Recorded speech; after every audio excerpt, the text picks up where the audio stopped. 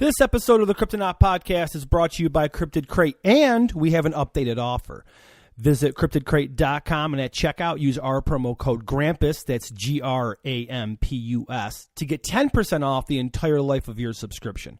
Cryptid Crate is a monthly subscription box filled with various cryptozoology and paranormal themed items to wear, display, and collect. The code before gave you 20% off your first monthly box, but this updated code is going to give you 10% off the entire life of your subscription. And May's Cryptid Crate was valued at over $100. So be sure to jump on this offer while you can. And again, that is cryptidcrate.com. Our promo code GRAMPUS, GRAMPUS, to get 10% off the entire life of your Cryptid Crate subscription.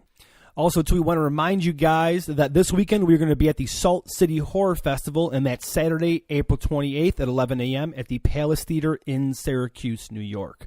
The links for tickets are going to be in the description of this podcast, so be sure to get your tickets and come hang out. We're going to have a table set up. We're going to be talking monsters. We would love to hang out and meet you guys. So any local listeners, be sure to come out. And again, that is the Salt City Horror Festival, Saturday, April 28th, the Palace Theater in Syracuse, New York. So before we get started with this week's episode, we just wanted to take a moment to say rest in peace, Art Bell. Unfortunately, he passed away on Friday, April the 13th. Myself, Chris, and Rob are all old school Coast to Coast AM fans, so obviously Art has been a huge influence on us, you know, in our ventures into cryptozoology and paranormal phenomenon and aliens and UFOs and anything that is, you know, high strangeness. We are very sad to see Art go. Godspeed to you, good sir. We hope to see you on the other side of this reality, whatever this reality may be. So without further ado, Christopher, cue the creepy music.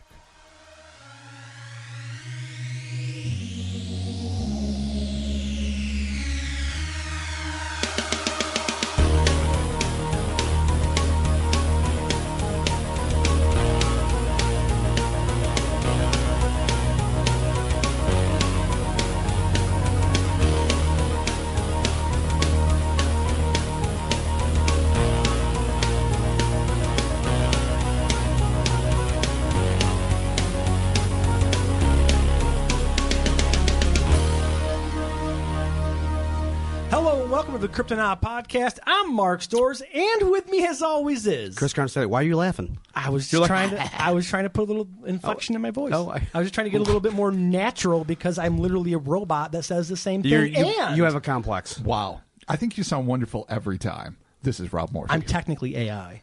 Wow, and not the good kind either. What you Skynet? The immortal AI? Dictator. You're Skynet with like nice hair and a fucking well coiffed beard. Yeah. Welcome. I am Daj. Here with me is. Oh, we're on social media. You can find us on Facebook, Twitter, and Instagram. Be sure to check us out there. Come talk with us. We have a great time talking with everybody. Okay, so this week we have reviews coming from, the name is Every Nickname Being Used? Oh. No, yeah. The title is So Good. Damn. Hot damn, thank you. So this podcast is freaking hilarious and interesting. I thought I was a cryptid pro, and I've heard some unique ones on here. The chemistry with the guys is awesome, and it makes me want to grab a beer with these guys and chat it up. And that was a 5-star review. All right, buy you some beer and we'll talk. So yeah, is absolutely. Every Nickname Being Used? Thank you. That was a very totally review. Much obliged. The next review comes to us again from the iTunes store. The name is Cranky Geek, and the title is Weird Monsters Galore, and this is another 5-star review. Great audio and good stories. These guys take the monsters far more seriously than I would have guessed. Ha! Which is kind of good. Yeah. So, I mean, we don't take ourselves or perhaps our delivery very seriously at all, but we are genuine geeks. We're skeptics. Well, yeah. But we're monster geeks. yeah. Well, we wouldn't put in the time if we weren't. No, we would not. Really? No, Yes. not at all. Could you imagine if we just didn't give fucks and we're just like trying to be crassly, get all that crypto cash? And I don't mean bitcoins. I mean like all that hot monster cash that doesn't exist, by the way. Yeah, no, that well dried up years ago. All right, so this week we were talking about the Grinning Man, Alien, Phantom, or MIB, and this is located in the world. In the world. What's a MIB? Men in Black. Okay, Men in just Black. making sure. Yep. In case people didn't know. Clarify. Yeah. Yep. Okay, so I'm going to get this started. The origins and intentions of these frankly terrifying and undoubtedly enigmatic entities are beyond fathoming. But what is known is that these leering beings have been seen in conjunction with UFOs, extraterrestrial encounters, and even North America's most famous paranormal manifestation, the Mothman of West Virginia. Hear the gentle flapping. The Grinning Man. All right, Robert. This has been kicking around our radar for a little bit here. I'm kind of stoked. Freaked me out when I first read about this, and we're going to talk a little bit about John Keel, who's the guy that kind of broke this story. I was young. It was a paperback. I think it was either The Complete Guide to Mysterious Beings or the Creatures of Time Forgot. Whatever the first edition of it was, I got an old beat paperback, and I read about this, and I kept looking. I had a kitchen window that stood maybe about 7 feet above the ground, and I would constantly be glancing over, like looking for him. Is it there? Is it looking at me? So this one has been with me for a while, and I love it. So let's get started. Eyewitnesses claim that the Grinning Man is a looming figure who stands between 6 and 7 feet tall. His scalp is said to be devoid of hair, and his dark, often beady eyes are nestled unnaturally far apart in his domed skull. Good luck on one of those dating apps where you got to swipe left or swipe right or whatever. It's a tough profile to look at. Kind of gross. It's a little grubby. Yep. All right. I used the word skull a lot that time. Skull, 6 foot tall, skull, eyes, skull. The first time I meant to say scalp, but I read that wrong. So now I'm a Misfits fucking lyricist. I had to actually call me out, because everyone out there listening going, really, dude? Did you just do that? Yeah. And I just want everyone to know I didn't when I wrote it. I did when I read it. 17 skulls later, we're moving on. Right. Many observers are so perturbed by the Grinning Man's visage that they are later unable to recall whether or not he had a nose or ears, and as disturbing as that may be, far and away his most disconcerting characteristic is the wide, hideous, shark-like grin that is perpetually plastered across his sneering face. It almost sounds like the look on his face takes away from his lack of or either he has them or he doesn't have them, his eyes and his nose. Or his nose and his ears. Either they're small or non-existent, or they're just there, but the beady little eyes that are far apart in this giant hideous grin. You're like, he's already weird looking. I don't care if he has a nose and you just don't notice anything else. It's like some Resident Evil shit. It is a little bit. It is, yeah. Like, look at it. It's just a big mouth. That's it. Just teeth. I hate little you. Dark eyes. Go away. Don't twitch. All right. I hate you. Don't twitch. Please don't twitch. Oh, God. Renowned paranormal investigator and Mothman Prophecies author John Keel, aforementioned, is considered to be the first researcher to mention the creature, or more likely than not creatures, that have collectively come to be known as the Grinning Man in his 1970 book, Strange Creatures from Time and Space. Ooh. While there are those who suggest that these humanoid, though decidedly inhuman entities have been seen for centuries, Keel, in his seminal tome, discusses what is believed to be the first run-in with this peculiar entity. The encounter in question occurred in Elizabeth, New Jersey at approximately 9:45 p.m. on the night of October 11th, 1966. Now we know. Good, I'm glad. The incident involved two boys, Martin Mouse Munov and James Jimmy Yankaitis. Enjoy Wait that a for minute. Wait a minute. That's right, Martin Mouse Munov, and James Jimmy Yankaitis. Yankaitis is the most Jersey thing that's ever happened. Oh, God. There's got to be a town with a mayor, and that mayor might have to be Jimmy Yankaitis? Big fucking Lou. Oh, my God. Yeah, well, it's Jersey. You're right. I didn't even know where you're going with that. Saying. All right, so these boys, Mouse and Jimmy, were walking home along New Jersey and 4th Street when they turned onto a road that ran adjacent to the elevated New Jersey Turnpike. There was a treacherously steep 30-foot slant running from the hectic turnpike above them all the way down to the tall chain-link fence that ran parallel to the route that the boys were walking. The decline on the other side of the fence was so steep that the boys had never seen anyone attempt to scale it, nor had they ever seen anyone on the opposite side of the rusted fence. But this night would be an exception to the rule. Both Munov and Yankaitis were nervous as they speedily slipped in and out of the pools of light cast by the street lamps above. What had made them anxious was the rumor they'd heard about a local woman who had been chased by a tall green man earlier that evening in the very same neighborhood. Little could the boys predict when they stopped to catch their breath a few moments later that their date with the unknown was about to begin. And become known. Mm-hmm. It will be known. Forever known. It shall be known. It was Yankitis who first noticed... Skull. Sorry. Jesus Christ. I know. Jesus Christ. It was Yankitis who first noticed the ominous humanoid figure standing in the thick scrub brush on the opposite side of the fence behind Munov.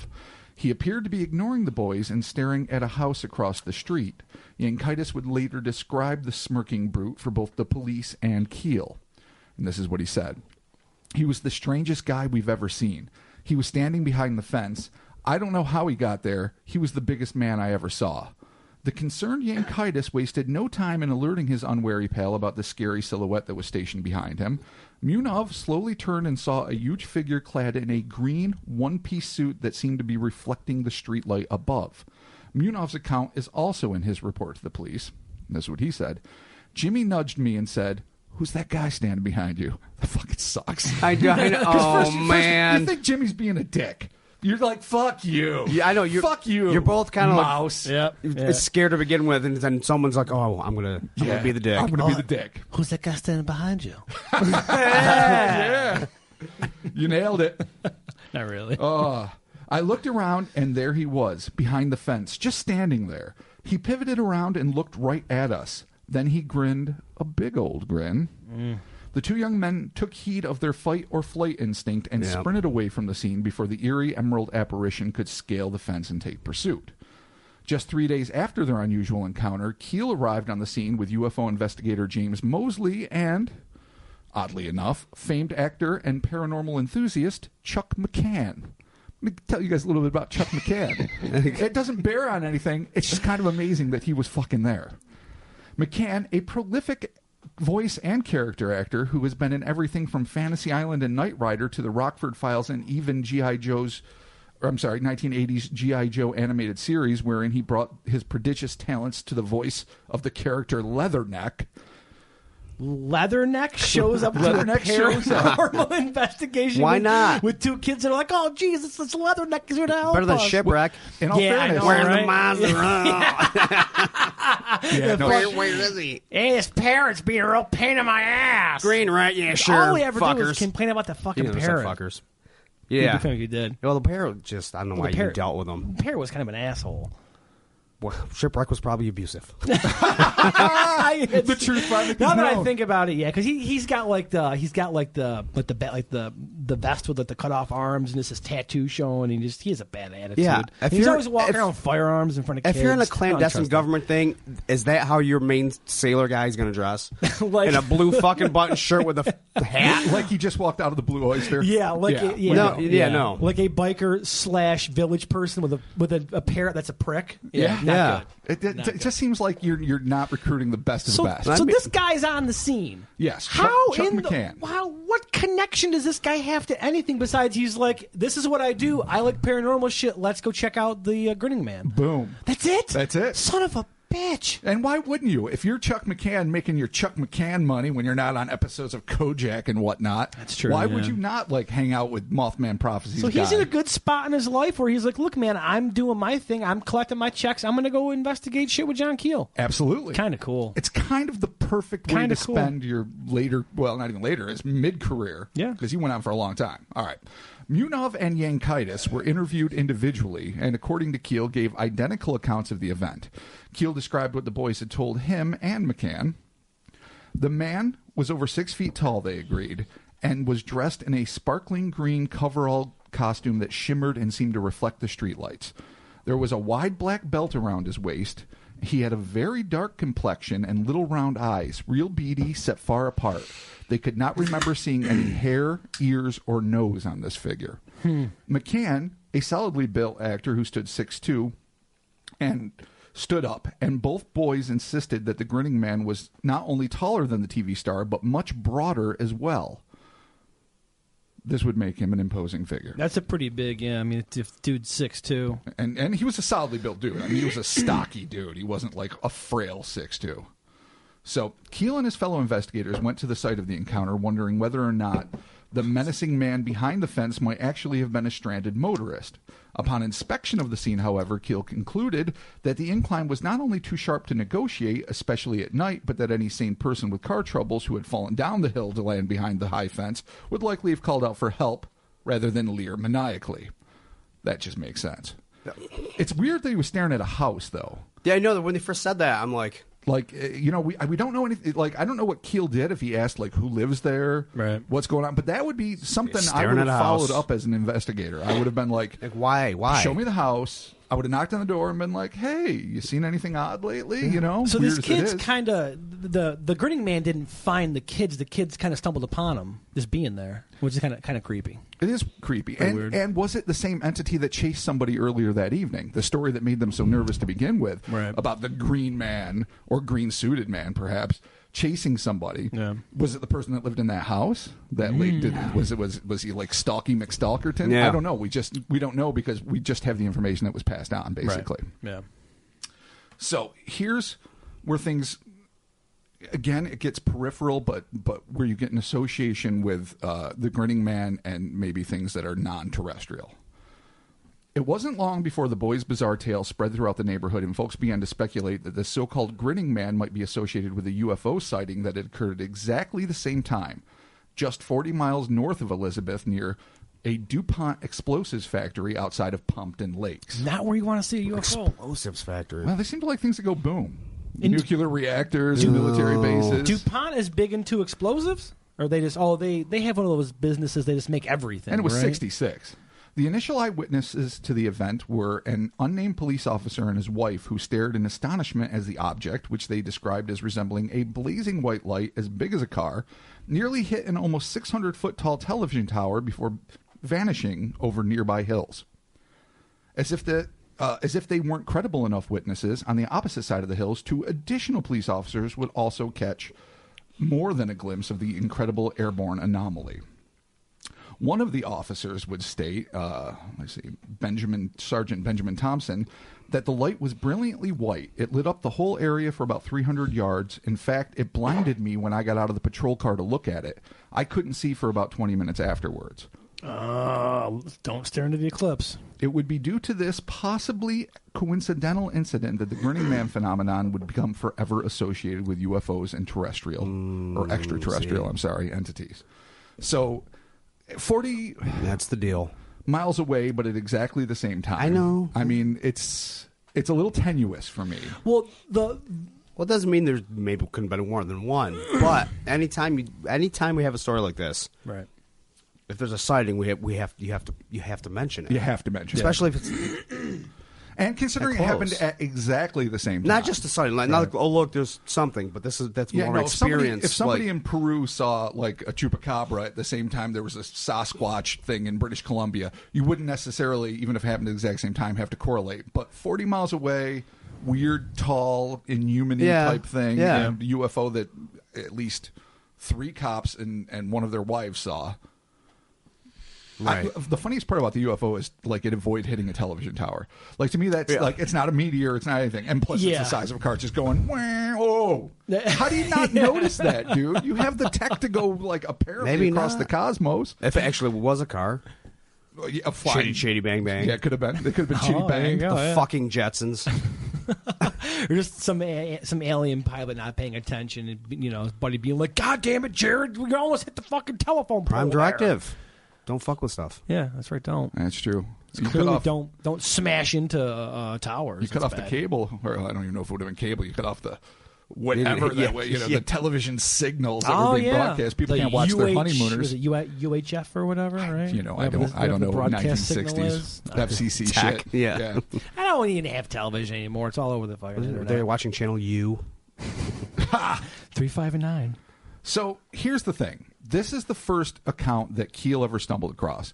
He's the one that started making connections with other famous cases. Now, obviously, the most famous case John Keel was ever involved in is the Mothman, which is much more mainstream than the stuff we usually like to tackle, but we are absolutely going to, at some point, do the Mothman. Right. More importantly, what is associated with the Mothman is an entity There's a lot of different things that happened. There was poltergeists and all sorts of weird shit, Men in Black.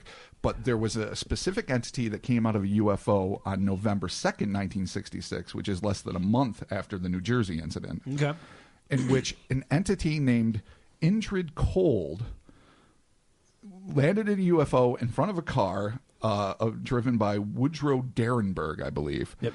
Now, there's a whole series of events involving Indrid Cold and Woodrow and his course, and that's getting its own episode. He's going to require his own episode. Well, upon further research, we have an entire civilization that this being belongs to, with like a trade organization. They are nudists. There's a whole thing we have to go into. Thing. We can't do it right now. But here's the thing about Indrid promise, Cold, though, it will happen soon. I wonder if, because he had a really stiff, broad grin. Right. And he had a kind of awkward speaking pattern. I wonder if John Keel, as we're wont to do, as a lot of investigators are wont to do, just sort of jump the connection a little. As a man myself who likes to jump to connections, interdimensionally speaking. No, of course. I can see why you do, because you have all these different anomalies that you want to tie together. Of course. I'm completely self-aware. That's what human beings of my love. John Keel Yeah. moments. Because I have need a lot patterns. of we need patterns. Exactly. He's still just a collector of stories. Now, his interpretations of those stories are up to him. And in all fairness to Keel, I will add this, that the clothes of Indrid Cold were reflective and made of a material that the appliance salesman noted was quite shiny and had a glistening effect. That's also... So that kind of could tie back into... To the original Grinning Man, Yeah. seen by Munov and Yankaitis. Yeah. Which is still my favorite name ever. You know, so Jimmy Yankaitis. So Indrid's going to get his own thing. But after that, there was also an encounter in Point Pleasant with the Lilly family, where a girl, I think she was a teenage girl living in the house, during the whole Mothman phenomenon. I'll say this, according to Mrs. Lilly, we've seen all kinds of strange things: blue lights, green ones, red ones, things that change color. Some have been so low we thought we could see diamond-shaped windows in them, and none of them make any noise at all. The incident in this case, and remember this happened right in the thick of the Mothman flap, the incident involving the Grinning Man, however, did not happen to the entire family, but focused on Lily's daughter, Linda. The young lady confided in John Keel that she had woken up one night to see a hulking figure leering down at her while she was in bed.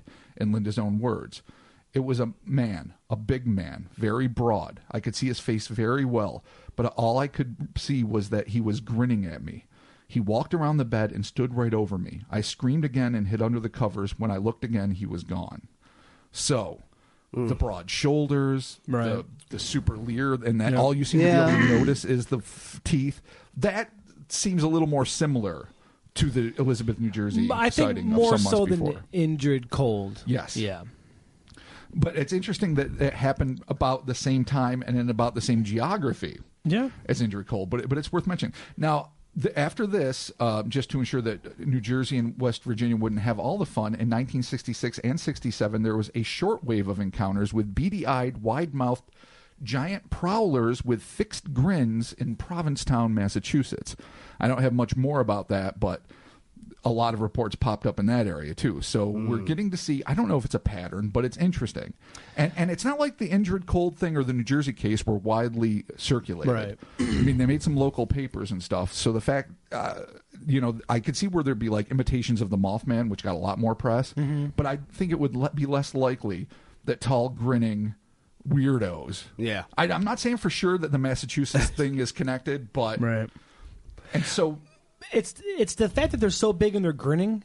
It's kind of like Gray's being like, short, with big black eyes, Archetypal. big head. Yeah. This is definitely like some sort of an archetype for something. Yeah. Not really sure what it is. But. No. We'll discuss the possibilities of what this might be. Theories that I've had that I've read.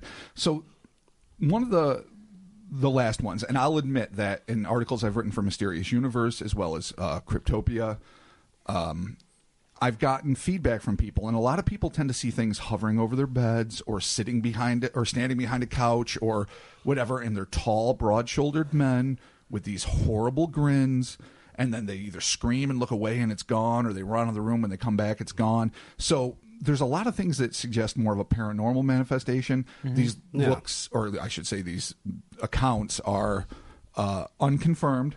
I've collected a bunch of them, but I haven't really been able to process through them. So there's a lot of more contemporary ones, and who knows, now that it's kind of in the bloodstream of the culture due to the internet, you have to kind of take that with a grain of salt to a degree. But I take all reports we get very seriously and do my best to look into them. That having been said, the last more official one is the Zanfretta encounter. This is another thing we're going to do, but I'm going to give you just a quick outline. In December of 1978, a 26-year-old night watchman, Pierre Zanfretta, was on a routine patrol in the village of Torriglia when he claims he was abducted by a trio of gigantic, yellow-eyed, semi-reptilian aliens. Following this incident would be a series of terrifying abductions that would continue for years, but one of the creepiest encounters he had was not with an alien, quote-unquote, but you guessed it, a grinning man. Oh, man. After the yellow-eyed semi-reptilian aliens grab you. 9 foot tall, by the way. 9 foot tall reptilian. Classic reptilian. Yeah, just classic yeah. tall ass OG NBA reptilian. Yeah, no, they're supposed to be sort of big. No one's going to be scared of a 3.5 foot reptilian. You're going to be like, you could kick it. I would be. No, if a 3.5 foot tall reptilian was scurrying at me, dude, I would be shitting my knickers. Yeah, dude, if a spider was running at you just a little bit bigger than a daddy long legs, well, yeah, you'd book. I would lose my mind. In comparison to a 9 foot draconian, I'm clearly going to go for the little tiny one. Well, yeah, because comparatively speaking, you can kick it. You could probably give it like an RKO. Wow, yeah, that's too small for an RKO. Well, when it jumps at you, that's when you mid-air RKO it. You just wouldn't be able to do that. Okay. If you stopped booking at you, you'd book. Oh, yeah. You can give it the smallest stone cold stunner in the world. You can just give it a little kick. I would try. And then I'd look dragon just punch bugs all the time. I try. I would attempt to do a Hadouken to it, but I've yet to pull off a Hadouken. You don't have chi to do that. I know, I don't. I don't either. No. I tried. So this is a Freda. This is in 79. Yeah. Right. In Now, Italy. okay. So this guy comes in contact with these beings, but then he has a series of abductions, which eventually leads to him meeting a grinning man. Yes. Okay. Now on that's December interesting. 3rd, this is when it happened. December 3rd, 1979, at approximately 9:30 p.m., Zanfretta got out of his car at a self-service gas station near downtown Genoa. He claimed that he heard someone calling out to him from the shadows outside the station. Zanfretta described an entity that was described the entity that was speaking to him as a tall humanoid figure with a bald, egg-shaped head who was dressed in a checkered suit that included a chest plate made of steel.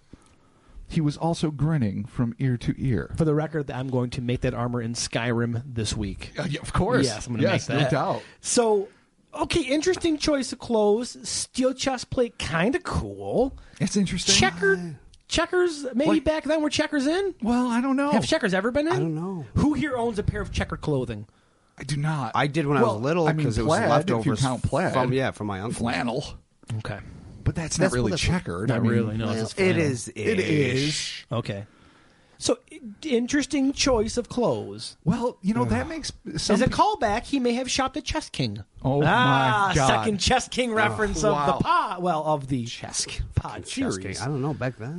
People again That's a say sign of the times. Yeah, these actually, legends. it's definitely way before Chess King. So I'm Legends wrong. go back to like medieval times, even that people saw like leering, grinning men during the plague. Now, I haven't been able to substantiate these. I've just heard people refer to these accounts.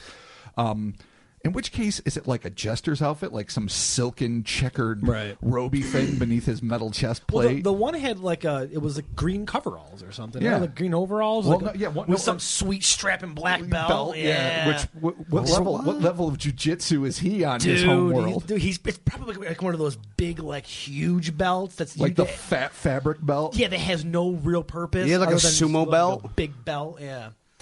So we have this archetype of this grinning entity that shows up either, I guess, during or following paranormal and UFO sightings. Absolutely. Weird. Seemingly. All right. This is, I would say, the Zanfretta thing is the most directly associated, because if this poor son of a bitch, and again, I promise you guys, I know I say it a lot, we are going to do it. Is going to be covered. It's going to be. We've been talking about it. It's coming soon, and it's awesome.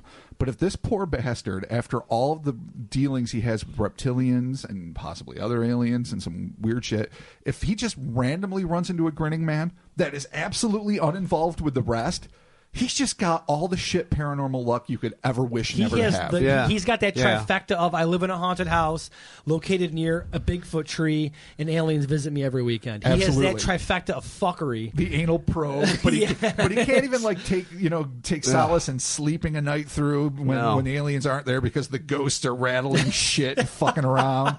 It's just the worst life. Every so often you'll hear accounts of people who are like, yeah, I saw a Bigfoot, then there was a ghost, and then I was abducted by aliens. And it's like, Jesus man, that's Christ. a bummer. I mean, that's an exciting weekend. Oh. Kind of cool, but like... That is the weekend, though, where you start calling doctors. Because if any one of us saw one of those things, I think we'd be mind-fucked and we would instantly regale each other with the tale and then, try to process it. If we see two or more... You start really wondering if you've slipped. You're bleeding over into the other dimension. It's possible, and if that's the case, that's horrible. Or you Tom Hanks to yourself in Mazes and Monsters. Yeah, exactly. And now you're fucked. We've done one pod too many about monsters, and boop. So, okay, Rob, what could this possibly? Oh wait, is there more to this? Just a little bit. Okay. Just the speculations, and we're going to wrap it up. Okay. No, you're right. What Mark said was correct. Here are some of the theories. All right, so this is what we think. Unlike our normal episodes with these things, we really can't. We can't. I mean, there's obviously hoax and, of course, and misreporting things, but this might be the rare occasion where we just have to go, okay, what could these things be besides the obvious misidentification? Because you have to wonder hoax. what are the intentions. These things. We're taking them for their word. I've heard allusions to the fact that the people they've caught, they've sometimes beat down, like some gang initiation. But these, again, are vague and unsubstantiated. What? The cases that we have that were given to local police or local investigators usually involve just a leering creepazoid standing there grinning with his tiny little eyes, sometimes talking to you, oftentimes not even always paying attention. Like, I've got a story from a guy in a prison, and again, I haven't substantiated, where he woke up to see in this dorm area...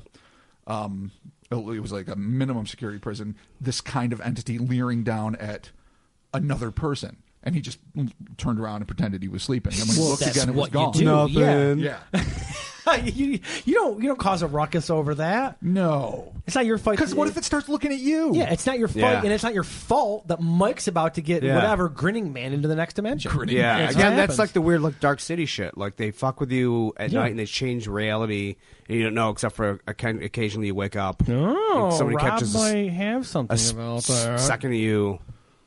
So here's some ideas, and I think I like where Chris is going with that, because that Dark City analogy is actually, and maybe not that far off, because it's really almost impossible to know what their intentions are.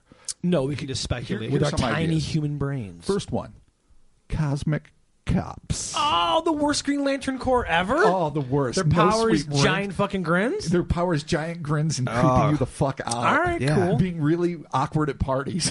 That's the worst kind of bring to a party. That's the worst fucking power oh, dude, ever. There's chicks, don't bring Terry. Oh, Terry. There's Terry. Oh, God damn it. Who brought the Grinning Man? He's God damn, he's not going to talk. He's going to speak telepathically. He has a horrible choice in fashion. And then his reptilian friends are going to show up. Oh, and they will wreck the place. Yeah. Invariably.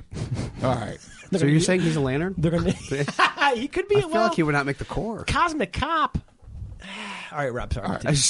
This leads us to a wild and fascinating theory that I stumbled across, which implies that Indrid Cold in particular and Grinning Men in general may be agents of a sort of paranormal police force that spontaneously appear in the area of anomalous events in order to keep the peace. Perhaps these supernatural or possibly intergalactic, perchance, and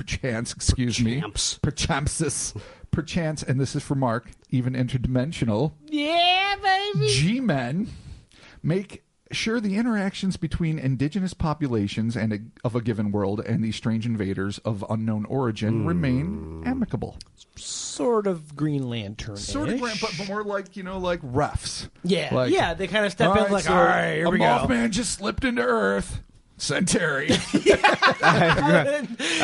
Terry's been on this goddamn job 26 years. And Get Agent Johnson. I'm fucking ready for retirement. This is bullshit. Here's the grin. Hold your mouth, Johnson. I get the job done. I have your goddamn badge. He's Johnson. Clint Eastwood now. Yeah, basically. He turned into Clint Eastwood. I got the perps, don't I? Damn it! Although that was almost what's his name? What's that to do with Eastwood? I don't really know how to do Eastwood. You You have to close your mouth and try to talk with your mouth closed. It was in Eastwood, but it kind of went towards the guy who's a cop in Louisiana. We were talking about last week with his fake Aikido. He's a Russian. Help me out here. Greenhaw? No, we were talking last week before the pod about what's his name and his fake Russian Aikido stuff. He's an actor. Steven Seagal. Yeah, Steven Seagal. Well, how did I God. forget Steven Seagal? Yeah, so Terry sounds like Steven Seagal. I was like, well, I don't know what I'm going to do here, but I got my grin, and you're not taking my badge. It's going to work. I got 17 bullets. Yeah, you've got two. All I need is none. I know. Whoa, Terry! I know. I've never heard of an 80s movie. God damn it, Terry! Calm down. How is it not in a movie? I got none. All I need is none. Oh, God damn it. Oh, we have to start making movies. I kind of want Danny. It's going to be in Drone Stab. I kind of want Danny Glover to show up. Oh, yeah. Yeah. He makes everything better. I would put Danny Glover against a Grinning Man. Totally. He is a comfort zone. He is too old for this shit and has been since the 80s. That's true, yeah. But he will still handle said everything's shit. ever And been he'll in fucking kill a predator in a heartbeat. I don't care what you guys say. He will kill that We predator. are not going down the Predator 2 All rabbit right. hole with you. So interdimensional possible intergalactic paranormal police force. That's one of the theories. That have the worst visage or visage, whichever one you want to I say. like visage. That's Visage, the American. yeah, That's the is. American way. It's Right. the worst look possible. So some of them explain it like when they explain it. I saw in my mind the Resident Evil huge thing, but some of them they just say they kind of have a toothy kind of grin. Right. Yeah. And the first one, he's out in the real world, just like standing in the bushes, not giving fucks. Apparently, Yeah, it's not. they're like, Bill, what's that behind you? It's a giant thing. No. Then he looks around and there's a giant thing there. But then other ones are like, seem like they're more paranormal. Not that this couldn't be, but like, it's hard to. I'm trying to. No, this kind of crosses all boundaries of, because there's a lot of similarities. UFO, paranormal. Yeah. Oh, Which, I if they agree. are some sort of interdimensional, I mean, it might be. Here's the thing. Like, say, they don't do much. Right. Yeah. Now, Nick Redfern, famed paranormal author and cryptozoologist, and he's been on a lot of TV shows. Good guy. Also writes for Mysterious Universe. He proposed, which I thought was interesting, that these things might be trying to put people at ease by smiling at them, but completely misinterpreting what their faces are capable of. So I think people smile at each other to say, hey, it's all good. But they are just built genetically or whatever. It's like terrifying. Yeah, you can't help like it. the With faces worst, that do not It's like the worst comfort. hug, like the worst hug ever. Yeah. Like, my hands are knives, give me a hug. You're like, no, Edward Scissorhug over here. Yeah. Oh, why Ricky the Cactus? He just tries. He tries so hard. Ricky the Cactus, and Terry the intergalactic cop. Yes. Yeah, who's too old for this shit. Is he a Galaxy Ranger? I'm retiring. He could be. He could be a Galaxy Ranger. Okay, so that's The an other interesting theory. There are others who suggest that much like Marvel Comics Watchers, these beings turn up at scenes of high strangeness, such as UFO sightings, alien abductions, flying humanoids, the like, to simply observe the proceedings as they unfold and perhaps make a note of it in some ethereal ledger. Right, Watchers. And that they're kind like of the- makes sense if they're just the if they're galaxy's like if they're at secretaries? UFO sightings and Mothman sightings and reptoid abductions. If they're involved with all three of these things, but not directly involved, but just there, are they just like, hey, what's up? Just like fucking space voyeurs. That could be. Like, I'm just here to watch, man. I'm not involved. I'm, third person press. Don't worry. It could be. If there was a little more evidence of where they were seen in that immediate vicinity, something happened. Like if they were like in the bushes and they found out in that house and then something weird fucking happened in that house like Right. a day later or. Right. You know what I mean? Yeah. At that time, it'd be like, oh, well, Or like in the shit. Patterson footage, you look at the background, there's a Grinning Man, you're like, oh, look at that. That would make a lot of sense. That would make a lot of sense. Yeah, no, I can see that. It's just a wild speculation. Who knows? I like the whole, Watchers or like the Anti-Monitor from DC. Creepy. Yeah. Oh, that's kind of cool. The other, or I should say, another hypothesis speculates that Cold and his ilk might be affiliated with the notoriously secretive group known as the Men in Black. While many believe that these anachronistically attired individuals are agents of a clandestine government organization hell-bent on preventing the disclosure of facts surrounding extraterrestrial visitations, there are others who are equally convinced that the sharp features and strange speech patterns mark them as extraterrestrials who, for reasons beyond our ability to comprehend, seem just as preoccupied with gathering information about UFO incidents as earthbound investigators. MIBs were allegedly encountered throughout the Point Pleasant area during the Mothman flap, and many harrowing encounters with these agents/entities include descriptions of wide-toothy grins. Is there an association between these quasi-paranormal investigators or of the unknown and the Grinning Man phenomenon? I don't fucking know. I don't think so. Yeah. But that's just another theory that's been thrown out there. The Men in Black angle is kind of interesting because there are some reports of Men in Black where, like, they show up and they're just bizarre. Like, they have weird, like you said, like you were saying, ticks, like, and like waxy, weird, like almost artificial almost like skin. they're wearing, like they're in like a really bad disguise. Yeah, which is also said about, and I brought this up in the intro from the Space Brains of Palos Verdes, and we're going to do a podcast about this too. Is Valiant Thor.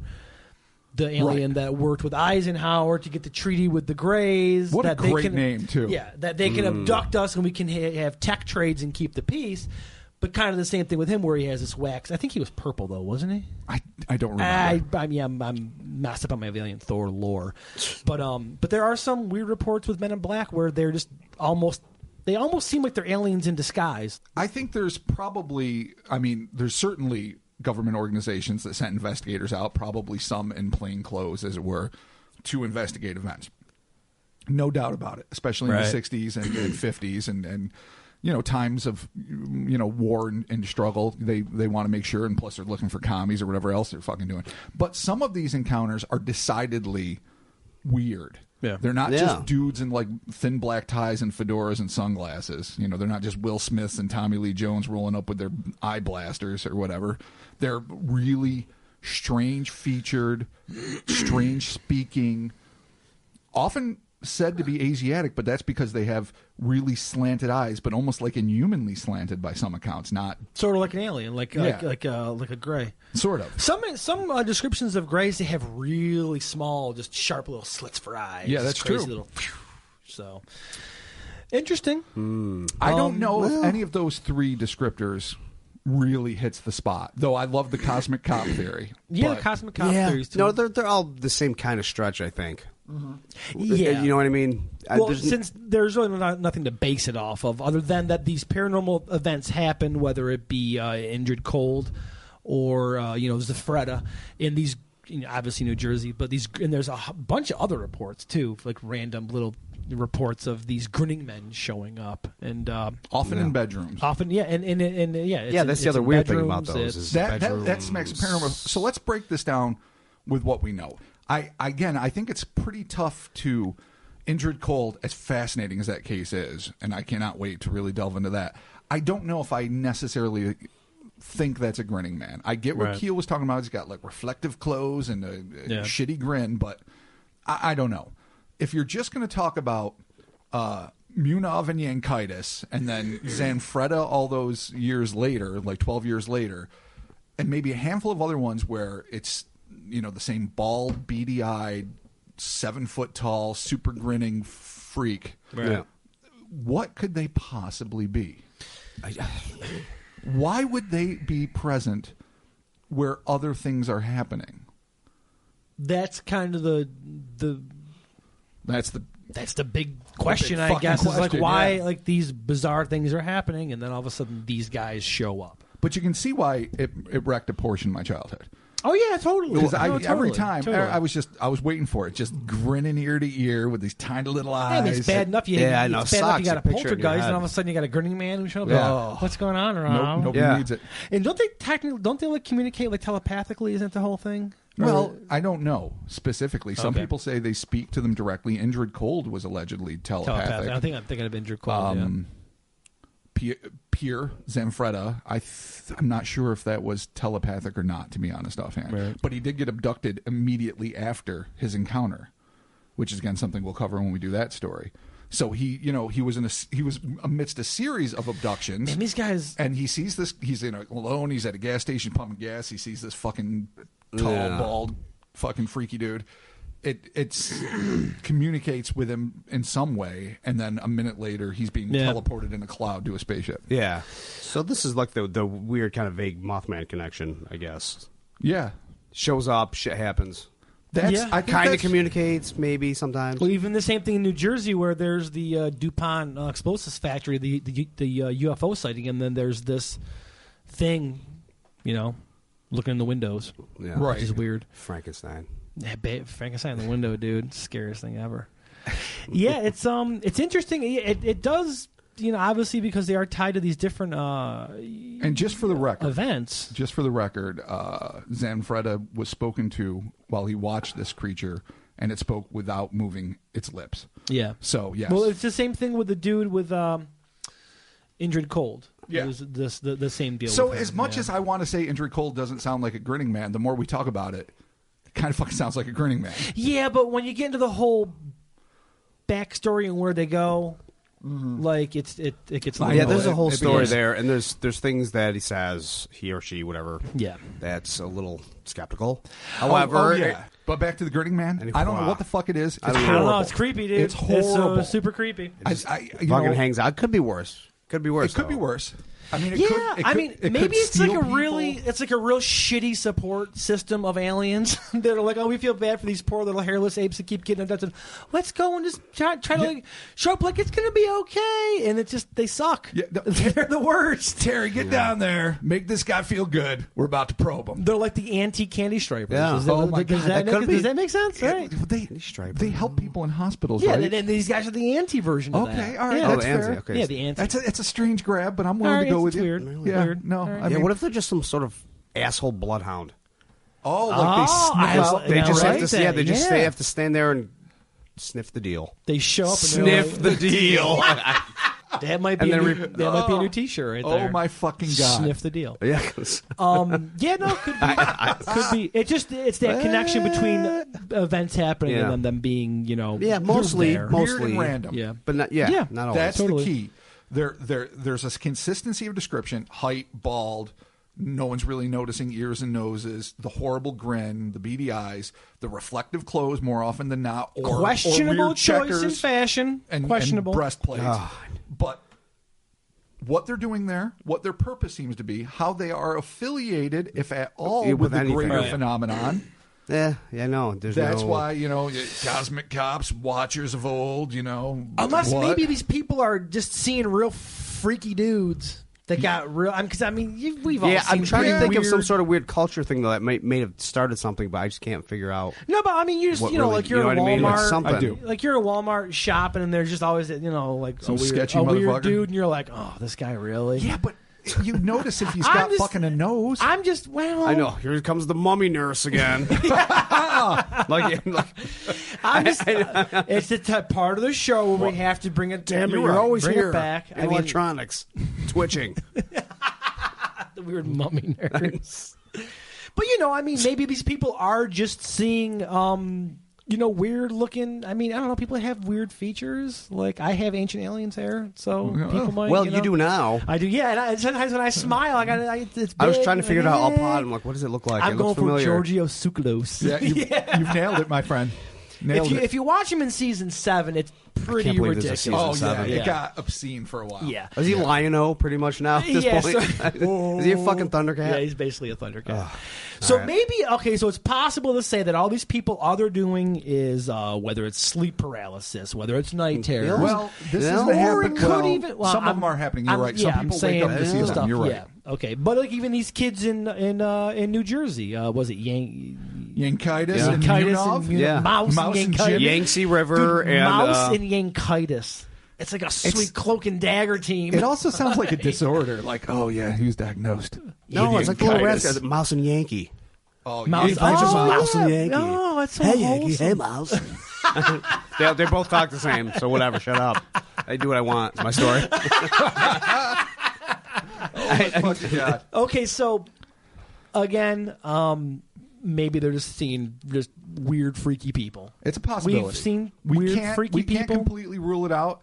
It just seems particularly odd that particularly tall people with all these other features, right, and glossy clothes, yeah, that's kind of weird too. Where weird shit happens. All right, but just real quick, think about the things around our own town where there's a dude playing a guitar on a bridge and the guitar isn't there, or there's a dude walking around our local downtown reciting King Arthur for years. Yeah, I know. So there are weird, freaky people. There are, which is cool because they you know have what? faces. They're on their own jam. Yeah. And they're doing their thing. You're right. But I mean, if it's like an aggregate, though, of like people that know this and haven't described them, you might be like, it's an older person wearing something, and you might have a lot of things to connect to be like, oh, they're the same person, when we know they're not. You know what I mean? Yeah. All right.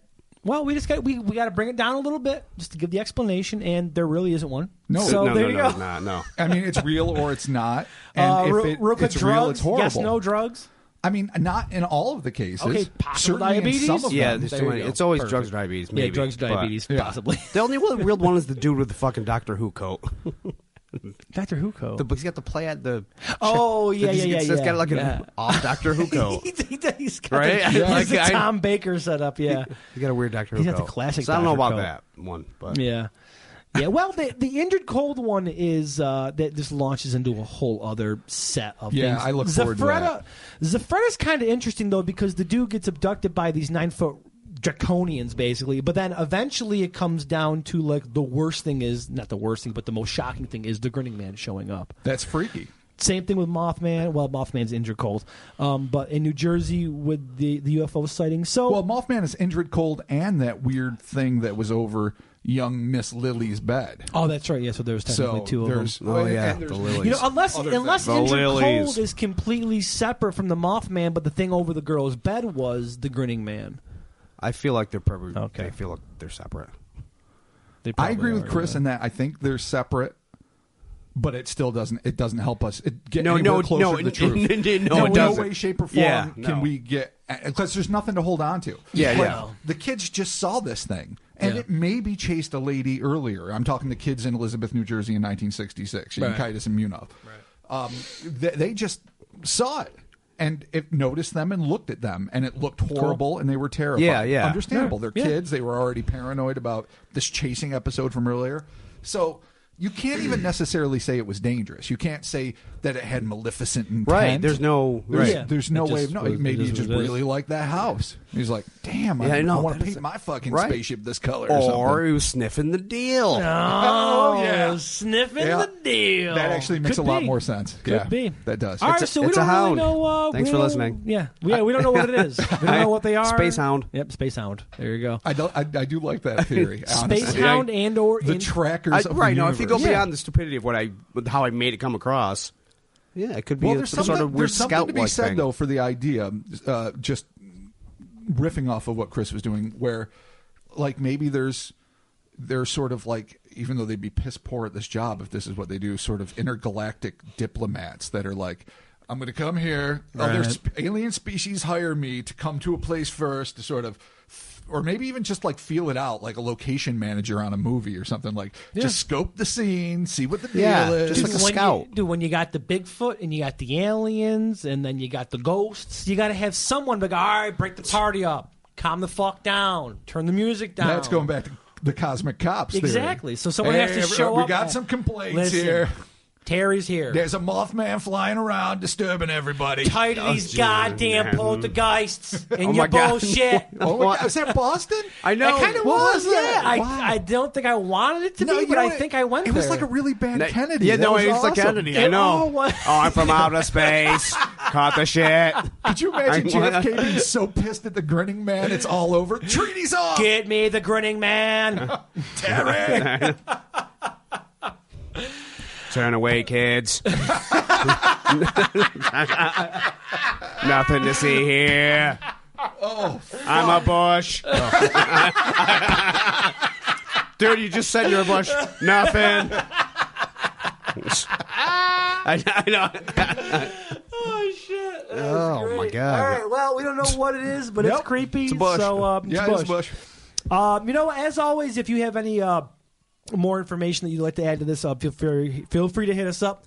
Cryptonautpodcast.com is the website, social media, Instagram, Facebook, Twitter. And let us know what you think the Grinning Man phenomenon is. We're super lucky that our listeners get a hold of us and give us their own takes on stuff. Yeah, I love that. Which is super cool, and we definitely appreciate everyone getting a hold of us. So, hit us up, let us know what you think. Be sure to rate and review the show, iTunes, Apple Podcast app. Also, too, a big shout out to our buddy John Wild and our buddy Ev holding it down on YouTube. Word. The podcast automatically publishes to YouTube, and we have listeners, but props to John and Ev for keeping the comment section alive. Word there. up. So thank you guys very much. That's going to do it. The deal. See you in the butches when I'm staring at your house. Oh my God, that's so bad. I'm gonna be a little skeeved out when I fucking leave here tonight. I'll be with Mark, thankfully. But I'm not Space Hound. I'm not going to protect you. How can I protect you? I don't can know. protect no one. Do I protect you just because I'm bigger? Yes. Oh, yeah, that's the how deal, it works. dude. Fuck. Yeah, exactly. God damn it, human race. In a battle scenario, we're behind you. If we're in a battle, we're behind you. There's not much I can do Rob against goes Terry. first. There is. Yeah, what? You have giant hands. Yeah, well, I can hug him warmly. No, use your hands in hatred, not love. That's another theory. Yeah, I didn't think about that. Use your burning hands. We're talking to you soon. Later. Use your burning hands. God damn it. Use your burning hands, Rob. Don't worry. I'll stop it. Don't worry. Oh,